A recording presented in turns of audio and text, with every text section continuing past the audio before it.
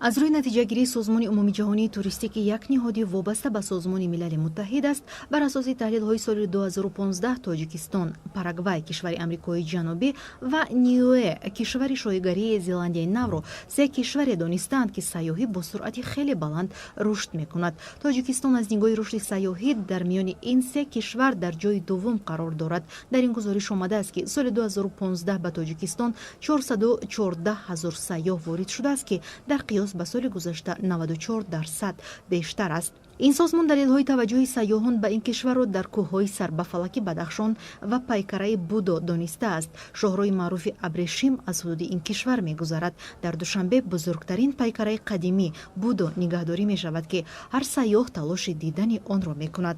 баъд аз ташрифи ҷумъияи ҷаҳонӣ ба кишвар ва таъссуроти ҷумъияи ҷаҳонӣ, имрӯз таваҷҷӯҳи хеле зиёди ҷумъияи ҷаҳонӣ, махсусан ҷумъияи Амрико, ҷумъияи Аврупо ва ҷумъияи Осиё ба Тоҷикистон хеле зиёд аст.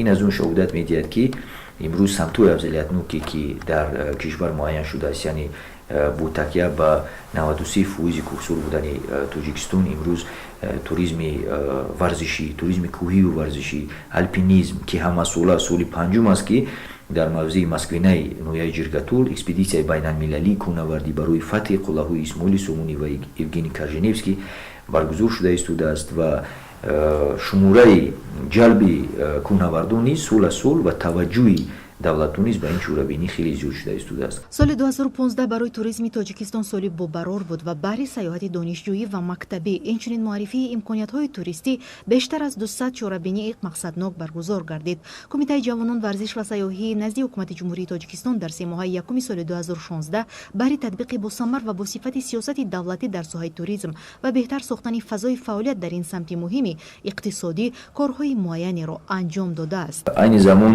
дар самти хизматрасонии соҳаи сайёҳӣ дар бозори сайёҳии кишвар зиёда аз 100 адад ширкатҳои сайёҳӣ ё субъектҳои хоҷагидори соҳаи сайёҳӣ фаъолият карда истоданд ки 50 адади онҳо бо туризми содиротӣ ва боқимондаи онҳо бо туризми воридотӣ бо пешниҳоди зиёда аз 60 хатсайри сайёҳӣ фаъолият карда истоданд ва айни замон дар 10 муассисаи олии таълимӣ ва касбии мамлакат донишҷӯён дар риштаи туризм таҳсил карда истоданд ки кумита дар заминаи барномаи рушди туризм барои таъмини маводҳои лозимии таълимӣ, иттилоотию маълумотӣ, яъне барои ваё мусоидат карда истодааст. ҳамзамон таҷрибаомӯзӣ ва ёро пайваста ҳам дар кумита, ҳам дар ширкатҳои сайёҳӣ, ҳам дар меҳмонхонаҳо ва осоишгоҳҳо таъмин карда истодааст ки барои баланд бардоштани малака ва дониши онҳо нақши худро гузорад.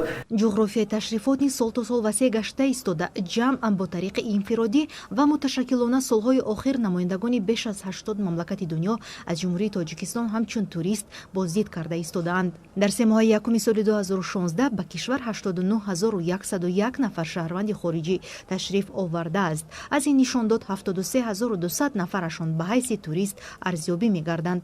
ин нишондод нисбат ба ҳамин давраи соли 2015 9880 нафар турист зиёд мебошад. аз соли 2008 сар карда тибқи қарорҳои дахдори ҳукумати ҷумҳурии Тоҷикистон барои осон кардани ташрифоти сайёҳон ба кишвар барои шаҳрвандони 81 давлати дунё раводиди сода карда шуда пешниҳод карда шуд ва шаҳрвандон метавонанд ба таври озод бо омадан бо ворид шудан ба ҳудуди Тоҷикистон, яъне дар се фурудгоҳи байналмилалӣ раводиди Тоҷикистонро дастрас намоянд, ки ин ҳам як имконият ва афзалияти хуб барои қабул ва хизматрасонӣ ҳаст.